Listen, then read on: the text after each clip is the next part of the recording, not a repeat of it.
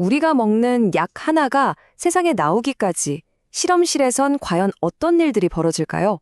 오늘은요, 작은 실험실에 번뜩이는 발견 하나가 수천억 원짜리 계약으로 이어지는 바이오테크의 세계, 그 치열하고도 매력적인 여정을 한번 따라가 보려고 합니다. 연구실 책상에서부터 거대한 계약 테이블까지 그 승부의 세계로 여러분을 안내합니다. 자, 시작부터 아주 강력한 숫자를 보여드릴게요. 2140만 달러, 지금 환율로 따지면 대략 290억 원 정도 됩니다.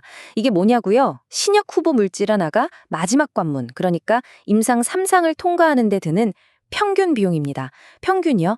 바로 이 어마어마한 돈, 이게 오늘 이야기의 핵심 키워드입니다. 네, 290억 원, 정말 엄청난 돈이죠. 아무리 대단한 기술이라도 작은 바이오테크 기업이 혼자서 감당하기는 사실상 불가능에 가깝습니다. 바로 이 지점에서 강력한 파트너가 필요해지는 거죠. 오늘 우리가 깊숙이 들여다볼 이야기는 바로 이 파트너십, 즉 생존과 혁신을 위한 필연적인 만남에 대한 이야기입니다.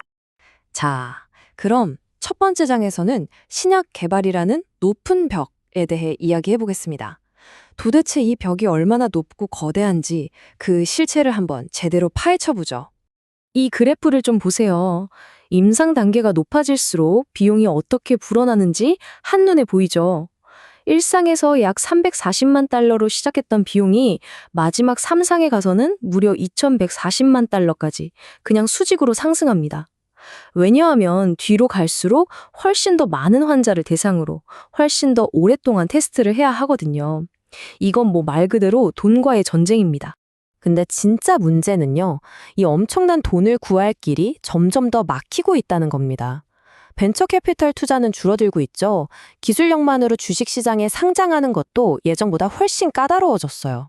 결국 혁신적인 아이디어는 있는데 돈이 없는 작은 기업들은 다른 방법을 찾아야만 하는 그야말로 막다른 길에 몰린 상황인 거죠. 그렇다면 그 다른 방법이란 게 뭘까요? 네, 바로 빅파마, 그러니까 거대 제약사와 손을 잡는 겁니다. 이번 장에서는 작은 바이오테크와 이 거대 제약사, 이 둘의 문제를 한 번에 해결해주는 마법 같은 열쇠, 라이센스 계약의 본질을 살펴보겠습니다. 이 화면에 보시면 상황이 딱 이해가 되실 겁니다. 정말 동전의 양면 같아요. 한쪽에는 빅파마가 있죠. 이들은 당장 특허 절벽이라는 시한폭탄을 앞두고 있어요.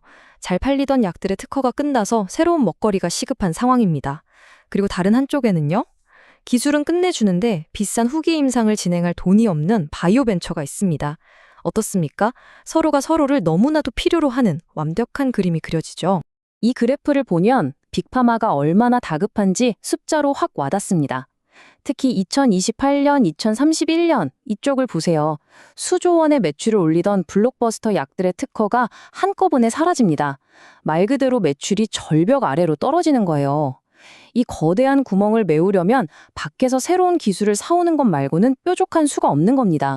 그래서 바로 이 라이센스 계약이 양쪽을 이어주는 튼튼한 다리가 되어주는 겁니다. 바이오테크는 꿈에 그리던 연구 자금과 판매 노하우를 얻게 되고요. 빅파마는 텅 비어가는 신약 파이프라인을 채워서 미래의 위험을 대비할 수 있게 되죠. 그야말로 완벽한 윈윈 전략인 셈입니다. 자, 그럼 이 운명적인 만남을 결정짓는 계약서는 어떻게 쓰일까요? 지금부터는 단어 하나, 문장 하나에 수천억 원이 오가는 기술 계약의 속살을 한번 해부해 보겠습니다. 우선 기본 개념부터 아주 간단하게 짚어볼게요. 라이선스 계약이라는 건요, 기술을 가진 바이오테크가 빅파마에게 돈을 받고 그 기술을 개발하고 팔 수 있는 권리를 빌려주는 걸 말합니다. 겉보기엔 간단해 보이죠? 하지만 그 안에는 정말 복잡하고 치열한 조건들이 숨어 있습니다. 이 인용문이 협상이 얼마나 치열한지를 딱 보여주는데요. 예를 들어 계약서에 들어가는 메디케어 가격이라는 단어 하나를 어떻게 정의하느냐를 두고도 엄청난 힘겨루기가 벌어집니다. 왜냐하면 이 정의에 따라 나중에 바이오테크가 받을 로열티가 수십억 원씩 왔다 갔다 할 수 있거든요. 정말 모든 단어가 돈이라고 해도 과언이 아니죠. 그래서 계약서에는 이런 핵심 내용들이 아주 빽빽하게 담기게 됩니다. 어떤 특허와 노하우를 넘길 건지, 돈은 언제, 얼마씩 어떻게 받을 건지, 또 어느 나라에서 팔 수 있는 권리를 주는 건지, 그리고 만에 하나 일이 틀어졌을 때 어떻게 헤어질 건지까지 모든 시나리오를 미리 다 정해두어야 하는 거죠. 하지만 이렇게 공들여 맺은 파트너십이 언제나 행복하게 끝나는 건 아닙니다.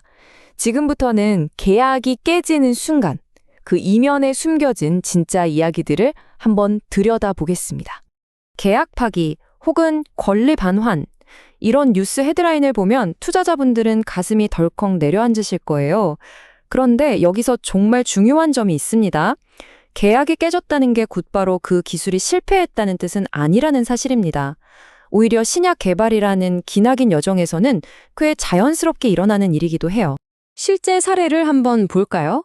2024년에 거대 제약사 로슈는 자사의 전체적인 파이프라인 전략을 다시 짜면서 유망했던 항암제의 권리를 파트너사에 돌려줬습니다.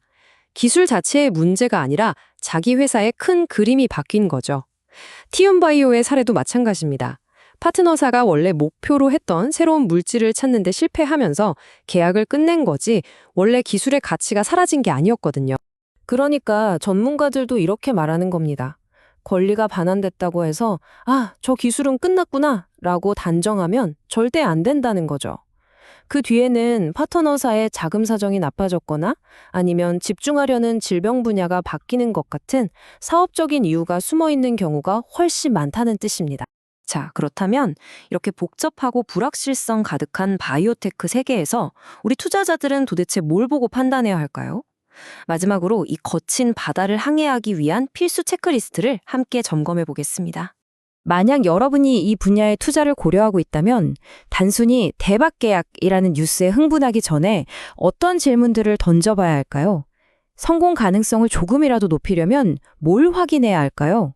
바로 이 5가지 실사 체크리스트가 필요합니다. 첫째, FDA 같은 규제 기관에 낸 서류에 문제는 없는지. 둘째, 발표된 임상 데이터가 정말 믿을 만한지. 셋째, 이 모든 가치의 원천인 특허는 튼튼하게 지켜지고 있는지. 넷째, 약을 만들고 실험하는 모든 과정이 표준을 잘 지켰는지. 그리고 마지막 5번째가 정말 중요한데요. 계약서 원문을 꼭 봐야 합니다. 특히 계약이 깨졌을 때 어떻게 처리할지를 정해놓은 종료 조항은 아주 꼼꼼하게 확인해야 합니다. 이렇게 철저하게 확인하는 과정, 이걸 실사라고 하는데요. 이게 단순히 귀찮은 절차가 아닙니다. 나중에 혹시 모를 문제로부터 내 소중한 투자를 지키는 최소한의 안전장치이자 방어 수단이 되는 거죠. 아는 만큼 보이고 확인하는 만큼 안전해집니다. 결국 바이오테크 투자는요, 어마어마한 위험과 그보다 더 큰 보상의 가능성 사이에서 벌어지는 아슬아슬한 줄타기와 같습니다. 자, 여러분이라면 어떻게 하시겠습니까?